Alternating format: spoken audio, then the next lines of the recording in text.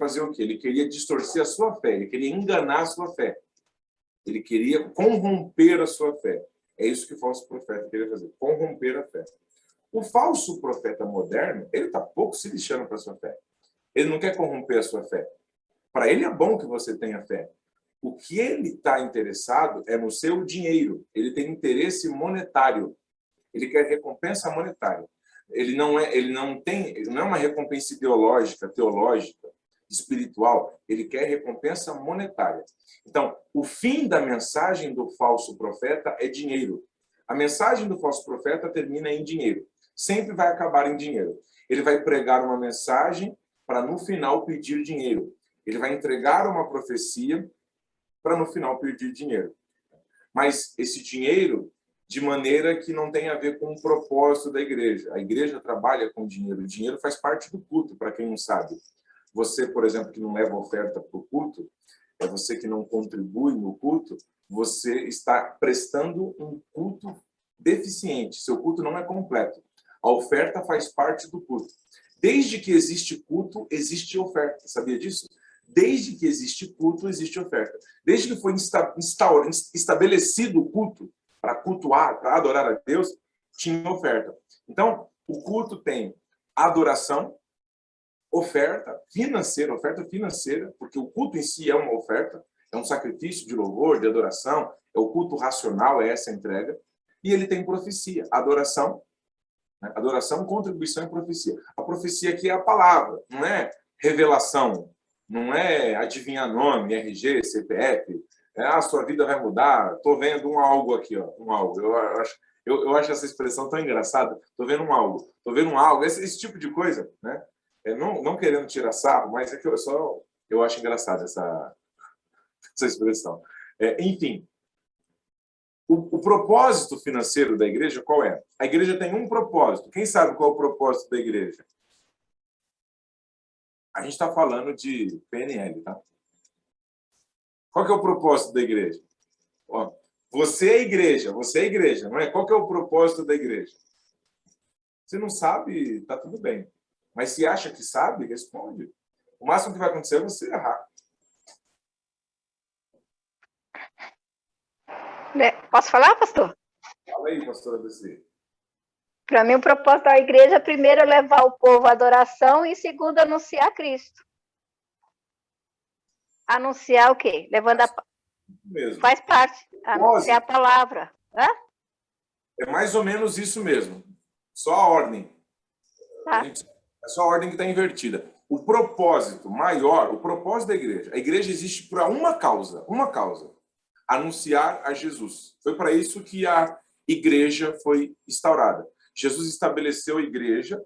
Ele disse que enviaria o Espírito Santo, revestiria de poder, para que depois a igreja inaugurada fosse testemunha e pregasse o evangelho a todos os povos. Então, a missão da igreja é ganhar todas as pessoas, é evangelizar, não é convencer todo mundo, é anunciar. Isso é interessante. Eu vou fazer uma aula qualquer dia sobre isso. A igreja, o propósito dela não é ganhar todo mundo. Não é ganhar, porque não dá para ganhar todo mundo. Se todo mundo pudesse ser salvo, não existia inferno. O inferno existe porque tem gente que vai para lá. Ou você acha que o inferno é de mentirinha, né? E, aliás, vai ter mais gente no inferno do que no céu. Não vai ter muito tumulto, aglomeração lá no céu, não. Vai ter pouquinha gente lá. Mas, enfim, o propósito da igreja é anunciar a Jesus. Esse é o único propósito da igreja. A igreja existe só para isso. É só para isso. Não é para mais nada. É só para isso. Agora, o propósito da sua vida, o seu propósito pessoal, é glorificar a Deus. Você nasceu para a glória de Deus. E você glorifica a Deus através de resultados. Ou seja, para você glorificar a Deus, você tem que ser uma pessoa melhor a cada dia. Você tem que ser melhor emocionalmente, melhor financeiramente, melhor nos seus relacionamentos. Você tem que ter inteligência espiritual, inteligência emocional, inteligência financeira. Você tem que cuidar do seu corpo. É um mandamento. E todo o vosso corpo, alma e espírito sejam plenamente conservados, né? Então, você não está cuidando do corpo, você não está cuidando da alma, você não está cuidando do espírito, está deixando de cumprir um princípio. E é por isso que a maioria das pessoas não avançam, não prosperam, porque elas obedecem mandamentos que elas escolhem como os mandamentos mais importantes e elas não cumprem princípios. E obedecer mandamento garante que você não vai para o inferno. Agora, o que garante que você vai ter uma vida de resultados é cumprir princípios. É por isso que tem gente que não é crente, tem gente que não serve a Deus, nem teme a Deus e tem resultado melhor do que o crente. Ah, mas o crente obedece o mandamento. Sim, ele obedece o mandamento, por isso ele vai para o céu. Só que ele não cumpre o princípio, por isso que ele não prospera. Aí o outro é ímpio e prospera. Por quê? Porque cumpre o princípio, mas vai para o inferno. Por quê? Porque não obedece o mandamento. Entendeu?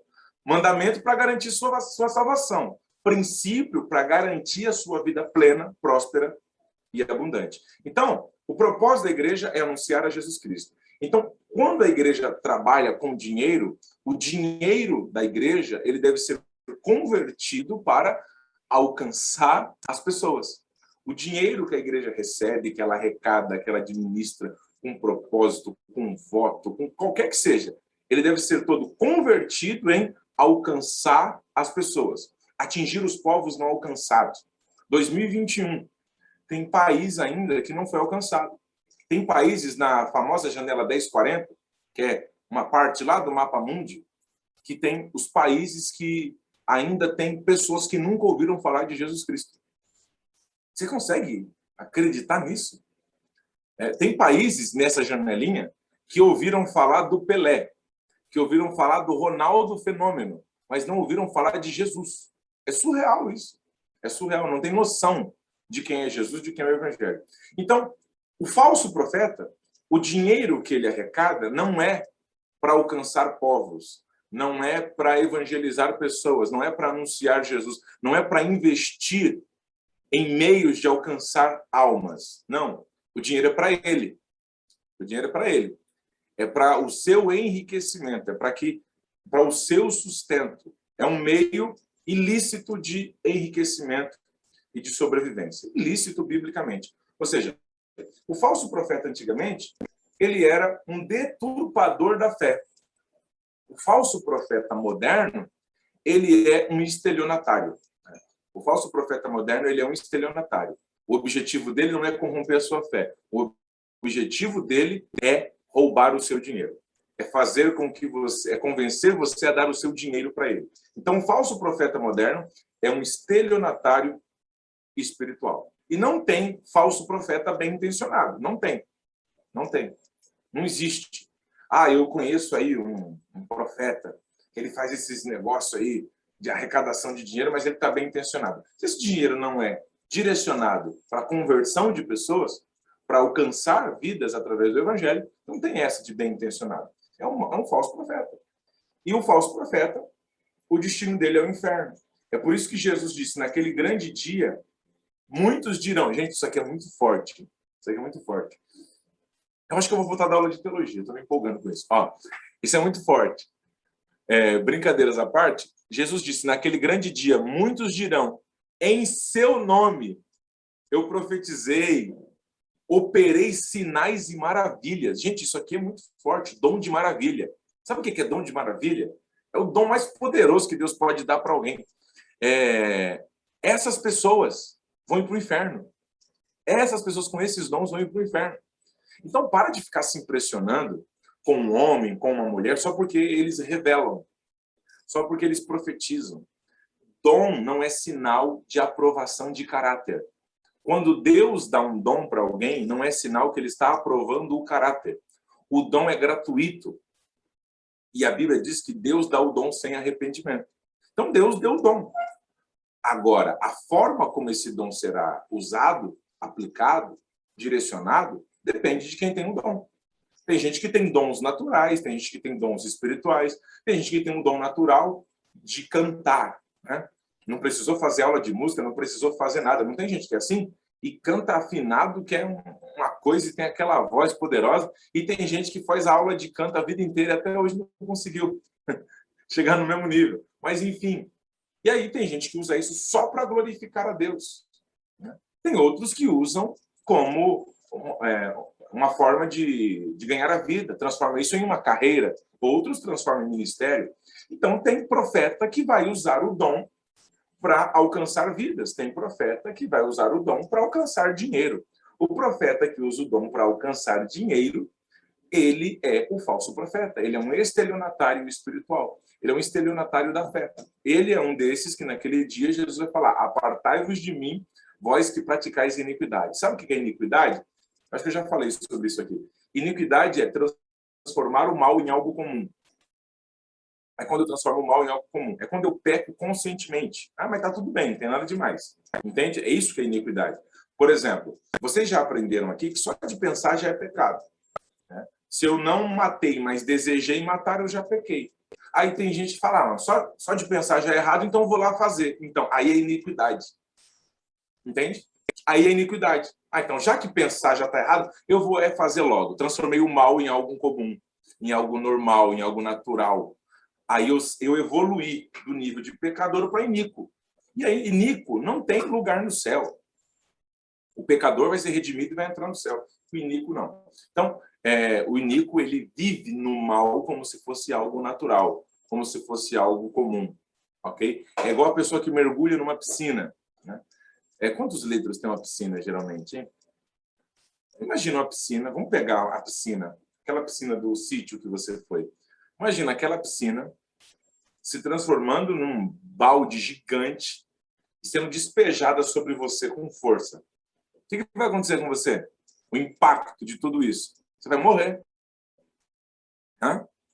Agora, se você mergulhar nessa água toda, o que você vai sentir? Nada. Nada. Então, o pecador é a pessoa que a água foi despejada sobre ela. Ela sente o impacto. O iníquo, ele está mergulhado. Não faz diferença nenhuma. Ele vai nadando. Ele vai nadando no pecado. Enfim, é essa a diferença de iniquidade e de pecado. O pecado tem perdão, a iniquidade não, porque a iniquidade é um mal consentido, é um mal planejado. Né? Eu não pequei porque foi uma fraqueza. Eu não pequei porque eu não resisti à tentação. Eu pequei porque eu queria pecar mesmo. Né? Tá tudo bem, eu vou pecar e Jesus me perdoa. Não estou resistindo. Né? É aquela coisa consciente. Isso é iniquidade. Então, pegou o filtro aí do falso profeta? A mensagem do falso profeta termina em dinheiro. Ela acaba em dinheiro. O propósito da revelação dele é dinheiro. O propósito da profecia dele é dinheiro. O propósito da mensagem dele é pegar o seu dinheiro. Sempre vai terminar em dinheiro. Tá? Eu estou falando o propósito, tá? O propósito do ministério dele é dinheiro. Agora, é lógico que a igreja vai trabalhar com arrecadação de dinheiro. Tem que usar todo o meio possível de arrecadação de dinheiro. Tem que arrecadar dinheiro mesmo, senão ela não sobrevive. Só que a igreja, tudo que acontece na igreja, o dinheiro da igreja, os ministérios da igreja, os departamentos da igreja, tudo que envolve a igreja tem um propósito, tem só um propósito. Eu estou falando biblicamente, tá? A igreja bíblica tem um propósito só: anunciar a Jesus Cristo. Só que aí o nosso cérebro, o que o nosso cérebro faz? Olha o que o nosso cérebro gosta de fazer. Ele gosta de fazer essas três coisas aqui com as informações: omitir, distorcer e generalizar. Então, nosso cérebro faz isso com a informação que recebe, com o texto bíblico que você lê, com a pregação bíblica que você ouve. Então, você precisa ter clareza sobre isso. Tá? O que eu posso estar omitindo desse conteúdo? O que eu posso estar distorcendo? Será que eu não estou generalizando? Questione-se sempre, porque o seu cérebro instintivamente vai te levar para esse caminho. Vocês lembram que eu disse, logo no início das nossas aulas de PNL, que o seu cérebro está programado para fazer você errar. O seu cérebro é programado para fazer você fracassar. E a Bíblia confirma isso. A Bíblia diz que o nosso coração é enganoso. A Bíblia diz que o nosso coração é inclinado para a maldade, é inclinado para fazer errado. Ou seja, instintivamente nós vamos errar. A nossa natureza é pecaminosa. Pecado no original é amartia, que é uma palavra que traduzida literalmente significa errar o alvo. Ou seja, pecado é erro. Então, quando a Bíblia diz que a nossa natureza é pecaminosa, ela está dizendo que a nossa natureza é o erro. Naturalmente nós vamos errar. Naturalmente nós vamos errar. Então, se naturalmente eu vou fazer errado, então o que eu preciso fazer? Eu preciso treinar para fazer certo. É por isso que é tão difícil fazer certo. Não é difícil acertar? Você erra pra caramba. E você erra por quê? Você erra tentando fazer certo, não é? Quanto mais você quer fazer certo, mais você erra. Porque naturalmente nós erramos. Aí depois de tanto errar, a gente começa a fazer certo. Não é assim? Só que para acertar precisa errar. Não tem que errar? Exatamente. É errando que eu aprendo a fazer certo. O erro é natural. Sua natureza é erro. Sua natureza é erro. Sua essência é fazer errado. Então, se você quiser fazer certo, você tem que treinar. Você tem que executar. Você tem que executar. Então, se instintivamente eu vou errar, então eu preciso me programar, me policiar, me treinar para fazer certo. E como que eu treino? Tem curso de programação neurolinguística, tem processo de coaching, tem curso de coaching, tem imersão de inteligência emocional, tá? Tem seminário bíblico, tem estudo bíblico, tem o culto do domingo à noite. Eu estou falando aqui de desenvolvimento pessoal e espiritual. Na igreja você não vai buscar desenvolvimento pessoal, você vai buscar desenvolvimento espiritual. Agora, se o seu pastor ficar falando de desenvolvimento pessoal na hora do culto à noite, então ele não está pregando, ele está palestrando. Ele está palestrando. Igreja não é o culto. Igreja não. O culto. O culto não é lugar de dar palestra. O culto é lugar de pregar a palavra, pregar o evangelho. No ambiente do culto, o ambiente do culto ele é cristocêntrico. O centro da igreja é Jesus. Então, o centro do culto da igreja é Jesus. Então, a música tem que ser cristocêntrica, a pregação tem que ser cristocêntrica, é tudo cristocêntrico. Se a música não é cristocêntrica, a música... Outro dia mandaram, sabe quando a gente abre aquela caixinha de pergunta lá no Instagram? Eu não publico todas as respostas, porque o pessoal faz algumas perguntas que é muito pessoal, e às vezes eu não me sinto à vontade de compartilhar, não. E a maioria, os meus seguidores, eles são uns curiosos terríveis. Ao invés de perguntar coisas sobre a vida, eles ficam perguntando sobre a minha vida, querendo saber sobre mim. O que eu faço, o que eu como, né? E essa vida de blogueirinho aí não funciona comigo, não. Mas, enfim, até me perdi onde é que eu estava. Aí mandaram a pergunta, é pecado ouvir música secular, né? Música secular. Vocês já ouviram essa pergunta? Já viram alguém fazer essa pergunta? Já tiveram essa dúvida? É pecado ouvir música secular? Vamos lá. O que é a música secular? A música secular, teoricamente, é a música que não é a música de crente, né? É a música que não é um hino, né? Principalmente nós, assembleanos, né? A gente que nasceu na Assembleia de Deus, música é aquilo que é do mundo. Se é da igreja, é hino, né? Hino romântico. Já ouviu hino romântico? Não existe hino romântico, é música romântica. Ou seja, não pode ouvir o Jorge Versilo, mas pode ouvir a música romântica da Cassiane, porque ela é cantora gospel. Isso não faz o menor sentido. É música romântica do mesmo jeito. Não está falando de Jesus, não está falando do Evangelho, não está falando de Deus, está falando de amor. Né? Não é música romântica do mesmo jeito? Entre ouvir música romântica da Cassiane, eu sou 1 milhão de vezes ouvir o Jorge Versilo, né? Que é muito melhor nesse aspecto. Então, enfim, o que é a música secular? É a música que não é música de culto, né? É a música que é cantada por um cantor que não é crente. Esse negócio de secular e gospel é uma questão comercial. Não existe na Bíblia, você não vai encontrar música gospel e música secular. Não existe. A Bíblia não faz essa separação. Biblicamente, não existe essa separação de música da igreja e música do mundo. Não existe. Você não vai achar isso na Bíblia. Não vai achar, não existe. A Bíblia só fala da música. Na Bíblia, você vai descobrir a origem da música, e na Bíblia você vai ver a música sendo usada para glorificar a Deus, sendo usada para festejar e sendo usada para idolatria. Então, não existe música de Deus e música do mundo, música do diabo. Existe música que glorifica a Deus e música que não glorifica a Deus. Então, na igreja, no ambiente do culto, a música deve glorificar a Deus. E a letra da música tem que ser fundamentada na Bíblia. Tá? A letra da música tem que ser fundamentada na Bíblia, porque o ambiente do culto ele é bíblico. O ambiente do culto é cristocêntrico. É tudo fundamentado em Cristo e na palavra, em Cristo e na sua palavra. Então, a música do culto. Agora, na sua casa você ouve o que você quiser. Ah, mas e se tiver palavrão?